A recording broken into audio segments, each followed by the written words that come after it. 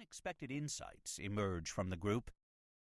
And when I applied the method to everyday conversations, business meetings, and brainstorming sessions, I began to learn how collaboration drives innovation.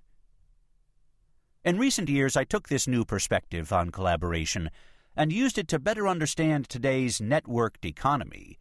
For example, analyzing the way new ideas such as Google Earth's mashups emerged from Google's collaborative improvisational culture, or how Cisco's innovative network technology brought its employees together electronically, dramatically expanding opportunities for collaboration. Everything I observed told me that each business success was based on collaboration, not only in trendy Silicon Valley companies such as IDEO Design Firm or Apple Computer, but also in manufacturing firms such as 3M and W.L. Gore, and at highly technical research labs. The more I observed creativity in action, the more I realized that the most radical breakthroughs, including television, the airplane, email, and even the board game Monopoly, emerged from a collaborative web that can't be contained within any one company's walls.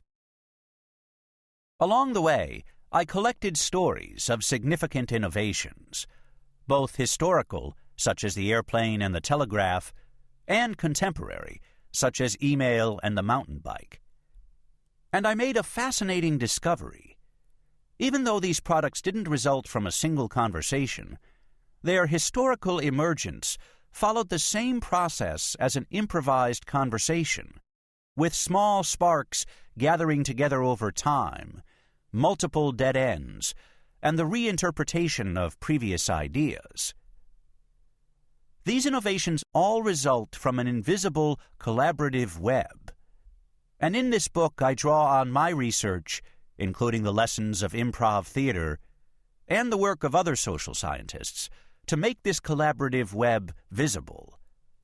I begin in part one by taking you on a journey through amazing examples of creative collaboration, shown by earthquake and hurricane disaster response networks, military teams, and pickup basketball games. I use these to show that the most effective collaborations are improvisational, just like the work of the Chicago group I.O.